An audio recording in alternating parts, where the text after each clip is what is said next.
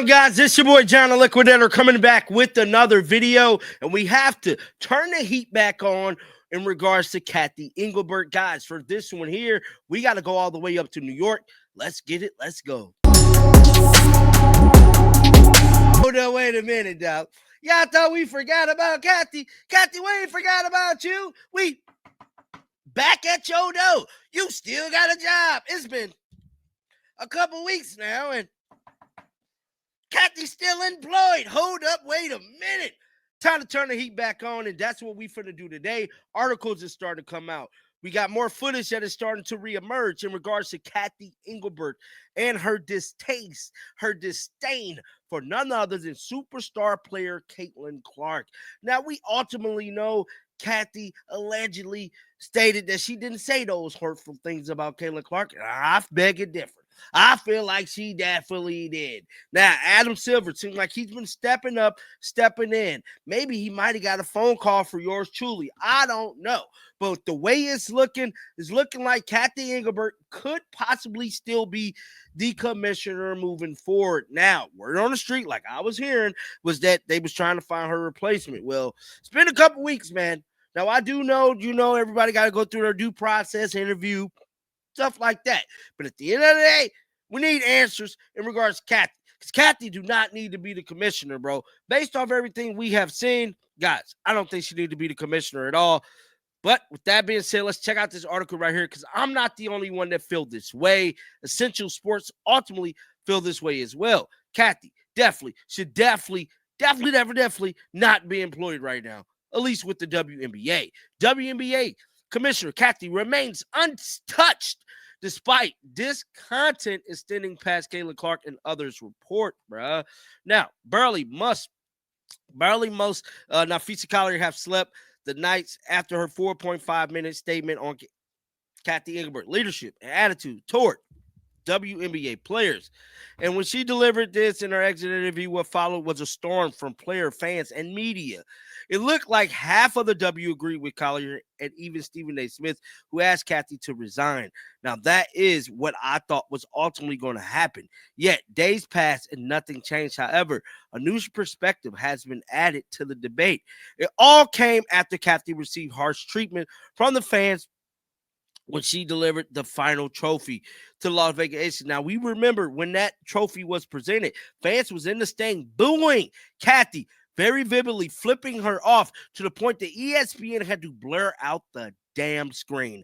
That's how bad it got. Now, y'all want to keep having this energy for millions and millions of kids that got to potentially watch this, see middle fingers going up, hearing boos. Why she still got a job? Why do Cathy still have a damn job? For the life of me, she should have been fired instantly after that. That was enough for grounds to be firing, bro. But it goes on to say, according to reports, the W's owners are also developing fried relationship with Cathy. So naturally, when Tarika Barsby appeared on WNBA on NBC, she asked about the same question. Yes, there's a lot to unpack in this conversation. When did this happen?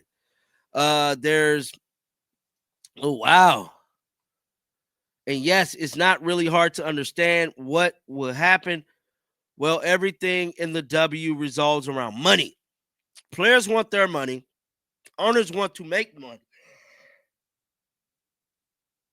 But the only thing that stops them is the commissioner. The league's growing tremendously with revenue projected to be in the billions. According to viewership, is at all-time high. Merchandise sales up 500%. Invested $50 million in charter flights. However, if no deal is reached, a lockout could be on horizon, hurting owners. Mark Davis, who he went on a thing to talk about recently, goes on to say also a large part of the credit of the growth, it's Caitlin Clark, because we're not going to give any credit to Cathy.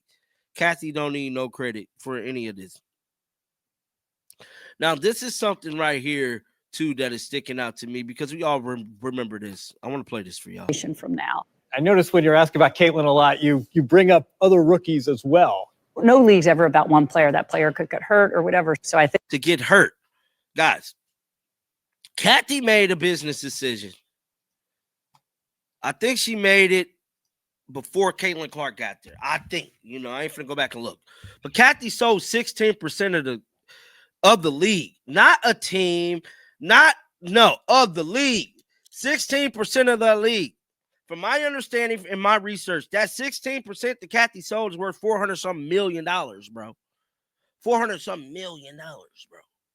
She sold 16% of the league, bro. Now, for $75 million.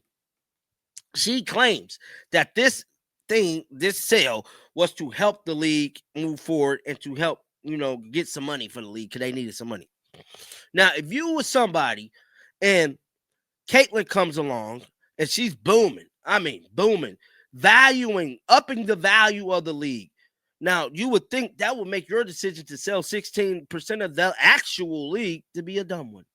You wouldn't want Caitlin to do well because Caitlin doing well hurts you in the long run. Hence, we're at the long run now because now it's starting to come out. Cathy sold 16% of the league. Now WNBA owners is pissed off with Cathy too because she's screwing them out of money too. See, that's what's starting to hurt Cathy now. See, it's not just the players are sick of Cathy. The owners are sick of Cathy because she's costing them more money.